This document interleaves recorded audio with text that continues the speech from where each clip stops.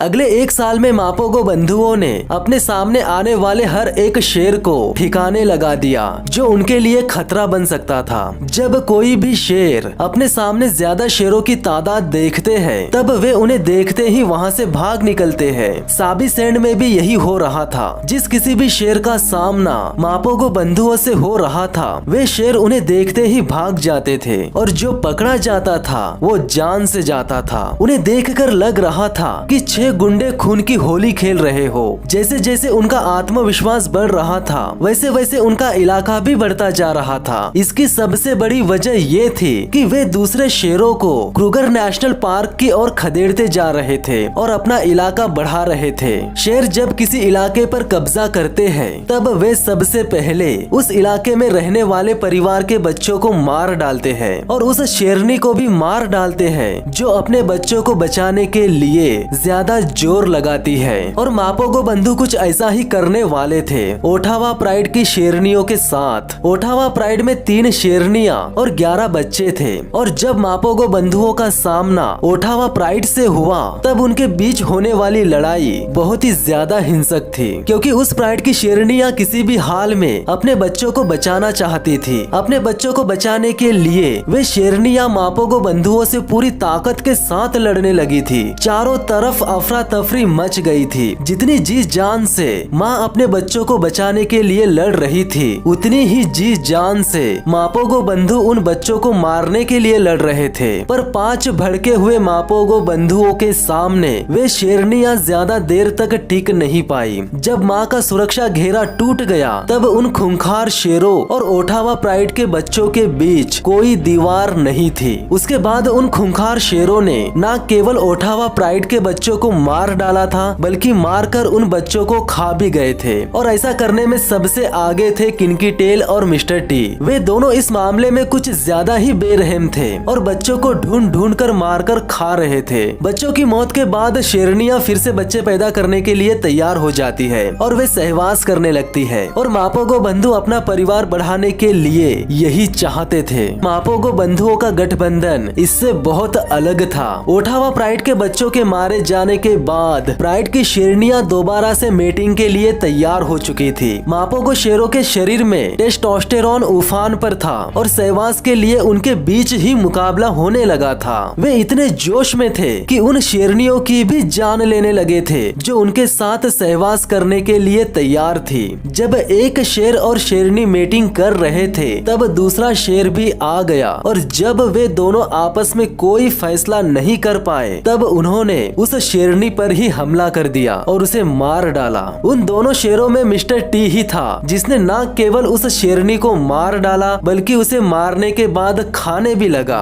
अगले 1 साल में मापोगो बंधु एक के बाद एक प्राइड पर कब्जा करने लगे और जो भी शेर उनके लिए खतरा बनता गया वे उसे मार डालते थे। कोई भी दावे के साथ नहीं कह सकते थे कि मापोगो बंधुओं ने कितने शेरों की जान ली थी। उनके कारण शेरों की आबादी भी कम होने लगी थी। ऐसा अनुमान लगाया जाता है कि उन्होंने एक ही साल में लगभग 100 शेरों को मार डाला था। तो जरा 1 मिनट के लिए सोच कर देखिए कि उन्होंने अपनी पूरी जिंदगी में कितने शेरों को मारा होगा। ऐसा लग रहा था कि मापोगो बंधुओं के होने से साबी सैंड में कोई भी शेर सुरक्षित नहीं था। आप ऐसा भी समझ सकते हैं कि पूरे साबी सैंड में मापोगो बंधुओं को टक्कर देने वाला कोई भी नहीं था, लेकिन उनके दबदबे को उन्हीं के अंदर से टक्कर मिली और वो टक्कर देने वाला कोई और नहीं बल्कि मिस्टर टी था। मखुलू और मिस्टर टी इन दोनों के बीच होने वाली जबरदस्त लड़ाई ने साफ बयां कर दिया था कि ये गठबंधन लंबे समय तक नहीं टिकेगा। सन 2008 तक मापोगो बंधुओं ने कई दबंग शेरों को मार डाला था और बहुत बड़े इलाके पर कब्जा करने में कामयाब हो गए थे। वो इलाका इतना बड़ा था कि उसमें कभी 5 बड़े बड़े इलाके हुआ करते थे। 70,000 हेक्टेयर यानी लगभग 1,60,000 एकड़ से भी ज्यादा बड़ा इलाका। इतने बड़े इलाके पर राज करने का सीधा सा मतलब था कि मापोगो बंधुओं ने लगभग पूरे साबी सैंड पर ही कब्जा कर लिया था और ये उस बात का सबूत था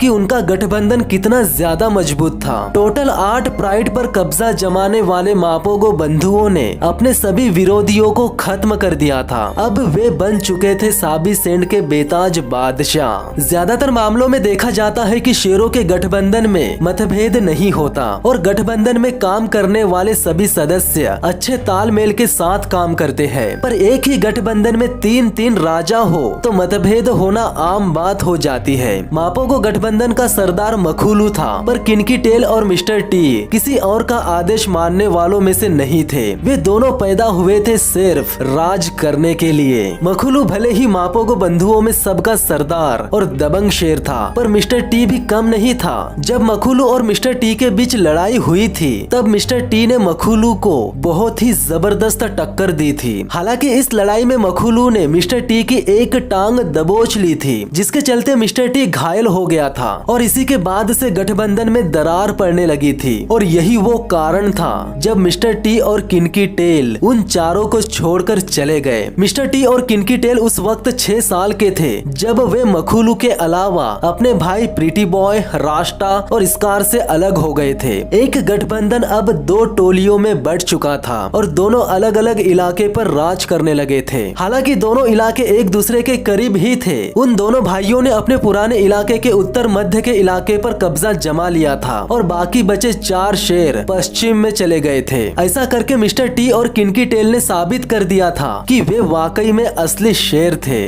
अपने नए इलाके में आ जाने के बाद मिस्टर टी और किनकी टेल केवल अपने इलाके की गश्त लगाने पर, प्राइड की रक्षा करने पर और बच्चे पैदा करने पर ही ध्यान लगाने लगे थे। मखुलू और मिस्टर टी, इन दोनों के प्राइड में बच्चों की तादाद बढ़ चुकी थी। मापोगो गठबंधन टूटने के बाद और मिस्टर टी और मखुलू का अलग अलग प्राइड बनने के बाद इतनी शांति पहली बार आई थी। 4 साल बीत चुके थे। मखुलू पूरी शिद्दत के साथ अपने इलाके की रक्षा कर रहा था, लेकिन उसका काम पूर्व में अपने सरहदों की सुरक्षा कर रहे मिस्टर टी और किनकी टेल से ज्यादा आसान था। मिस्टर टी और किनकी टेल के इलाके की पूर्वी सरहद का ज्यादातर हिस्सा क्रूगर नेशनल पार्क से जुड़ा हुआ था और वहाँ ऐसे कई बंजारे शेर रहते थे जो न केवल मिस्टर टी और किनकी टेल के इलाके पर बल्कि उनके प्राइड पर भी कब्जा करना चाहते थे। जहाँ भी बंजारे शेर रहते हैं या उनकी कोई बड़ी टोली रहती है, वहाँ हमेशा खतरा बना रहता है, क्योंकि वे हमेशा दूसरे प्राइड पर कब्जा करने की ताक में रहते हैं। ऐसा बहुत बार हुआ था जब क्रूगर नेशनल पार्क से कई बंजारे शेर मिस्टर टी और किनकी टेल के इलाके में आए थे और वे दोनों हर बार उन बंजारे शेरों को खदेड़ देते थे। एक प्रकार से अगर देखा जाए तो दोनों एक रक्षा कर्मी जैसे थे। कोई भी बंजारे शेर या कोई और शेर मखुलू, प्रीटी बॉय, रास्टा और स्कार तक तभी पहुँच पाते जब वे मिस्टर टी और किनकी टेल से बच निकले। 2 साल तक मिस्टर टी और किनकी टेल बाहरी घुसपैठियों से लड़ते रहे और न केवल अपने इलाके को बल्कि पश्चिम में रह रहे अपने भाइयों के इलाके को भी बचाते रहे। पर उन्हें इस बात का एहसास नहीं था कि 5 नए शेरों का एक नया गठबंधन बन रहा था जो कि मजिंगलानी शेर थे और वे धीरे धीरे दक्षिण के तरफ बढ़ रहे थे। किसी 1 या 2 बंजारे शेरों का सामना करना ज्यादा मुश्किल नहीं था, पर 5 शेरों के गठबंधन से निपटना मिस्टर टी और किनकी टेल के लिए भी इतना आसान नहीं था। मजिंगलानी शेर काफी बड़े, तगड़े और लड़ने में माहिर शेर थे। 8 जून 2010 को